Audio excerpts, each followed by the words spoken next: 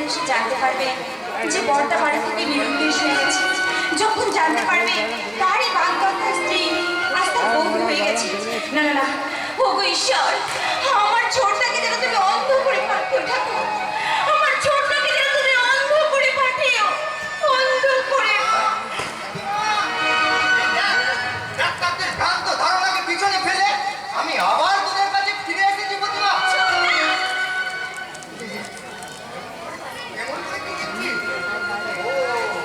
বুঝেছি বুঝেছি, ভাবছি ডাক্তাররা যার নামটা মৃত্যুর খাতায় লিখতে চেয়েছিল সেই আবির কি সত্যি ফিরে এসেছে?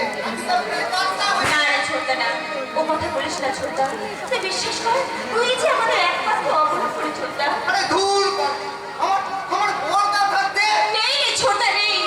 সেদিন সেই ফুলসজ্জা না, ফুলসজ্জা? কার ফুলসজ্জা রে প্রতিমা? বড়টার। আমার অ্যাক্সিডেন্টের এই কয়েকটা দিনের মধ্যে কি এত সব ঘটে গেল? আর আমি কি না ছোটদা, যা, খুব ভালো হয়েছে, বড়টাকে তার প্রতিজ্ঞা ভঙ্গ করে বিয়ে করেছে, তাতেই আমি খুব খুশি। ছোটদা, তাহলে বৌদি কোথায় রে বৌদি? আসছে আসছে, এক্ষুনি আসছে। মৃত্যুর ওপার থেকে এই প্রথম আমার তার প্রথম পূজনীয় বৌদির চরণ স্পর্শ করে এই নবজীবনের প্রথম আশীর্বাদ চেয়ে বলবে,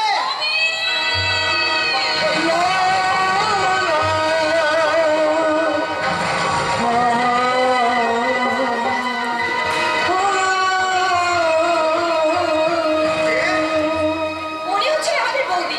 না না না। ছোটদা, ছোটদা, কি হয়েছে ছোটদা? কি এমন হচ্ছিস কেন? ঘটনা কি হচ্ছে? তুমি তুমি আমাদের বৌদি, অথচ কি ভাগ্য আমার, দেখো আমার একমাত্র বৌদির মমতাময়ী মুখখানা দেখার মতো দৃষ্টি ভগবান ভগবান আগেই আমার কাছ থেকে কেড়ে নিয়েছে। ছোটদা, ছোটদা তুই। বৌদি বৌদি, একবার একবার কাছে এসো তো, ছোটদা, এই তোমার চরণ দুটি ছুঁয়ে প্রার্থনা করি এই অসহায় অন্ধ আবিরকে ভগবান যেন শীঘ্রই মৃত্যু দেয়। ছোটদা, তুই যে একটু আগে বললি তুই সম্পূর্ণ সুস্থ, তাহলে এখন? হ্যাঁ, সুস্থ সুস্থ সুস্থ, এই দেখ না, আমি তো সম্পূর্ণ সুস্থ হয়ে তোদের কাছে ফিরে এসেছি। শুধু এই চোখ দুটোই না, ভগবান হয় চিরবন্ধ করে ছোটদা রে, তুই বল না ছোটদা, তুই বল না, আমার দিকে তাকিয়ে বল না, তুই দেখতে পাচ্ছিস, বল না ছোটদা, বল না, তুই অন্ধ নস, বল না ছোটদা, বল না। আমার দিকে একটু ভালো করে তাকিয়ে দেখো, আমি চেনার চেষ্টা করো। না না না, আমি আমি কাউকে চিনতে পারছি না। আমাকে তুমি ভালো করে তাকিয়ে দেখো, আমি না, আমি আমি কাউকে দেখতে পাচ্ছি না। ছোটদা, ছোটদা। গাঢ় গাঢ় অন্ধকার ছাড়া আমি কিচ্ছু দেখতে পাচ্ছি না। আমি কিচ্ছু দেখতে পাচ্ছি পথহারা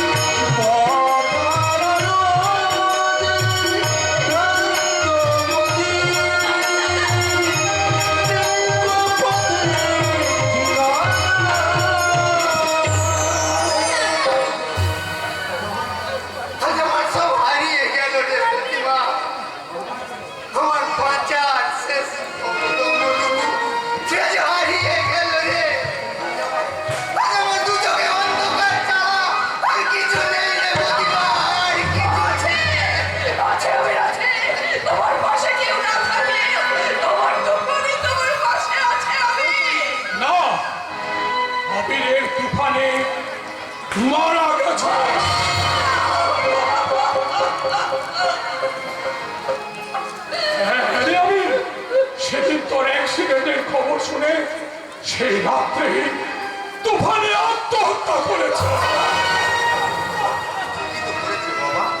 ঠিকই তো করেছে। এই অন্ধ অসহায় আমিরে হচ্ছে থাকার থেকে মৃত্যু নাই যে তার কাছে অনেক সুখের বাবা। তুফানি তুমি মরে বেঁচে গেলে তুফানি, আর আমি বেঁচেও চিরকাল মরে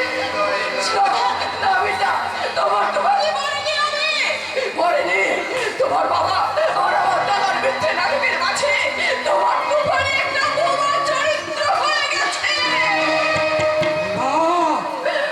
আমার ভাইয়ের কিছু করবো না কেন কেন চুপ করবো?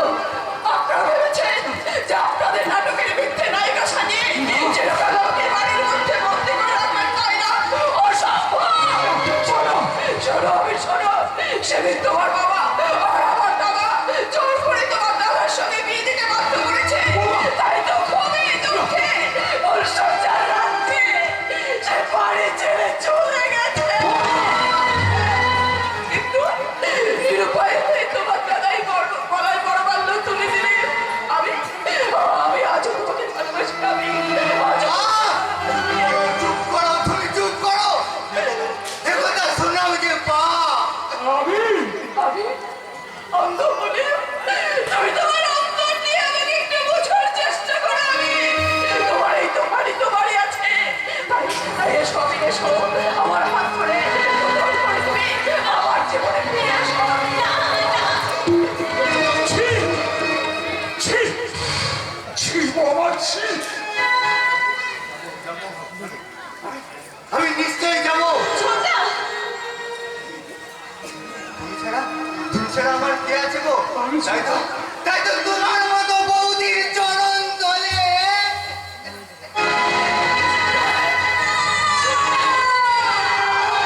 আমি আমি আমি তু আশ্রয় নিলাম।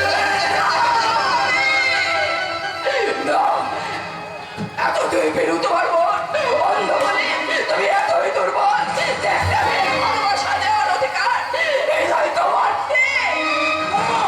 বাবা তুমি শান্ত হও, তুমি শান্ত হও।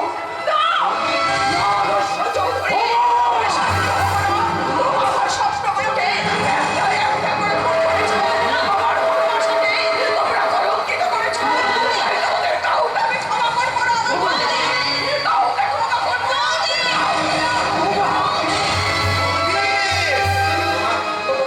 তোমার ওই প্রতিহিংসার প্রথম ছুরিটা তুমি আমার বুকেই বসিয়ে দাও বৌদি, তুমি আমার বুকেই বসিয়ে দাও।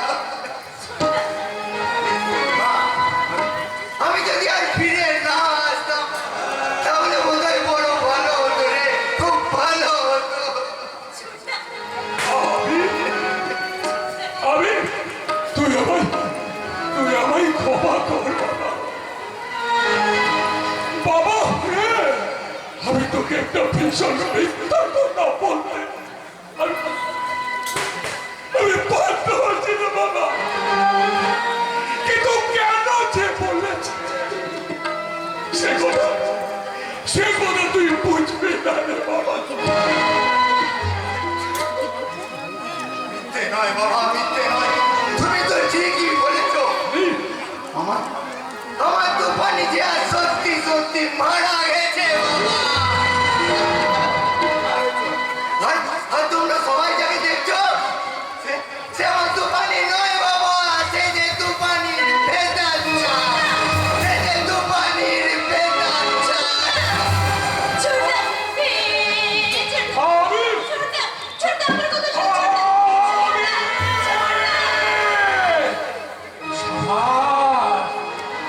সাবাস ঈশ্বর সাবাস। এই আদর্শ চৌধুরীর সুখে খেলা করে তুমি কেমন নতুন খেলা খেললে। বাবা আয় আয়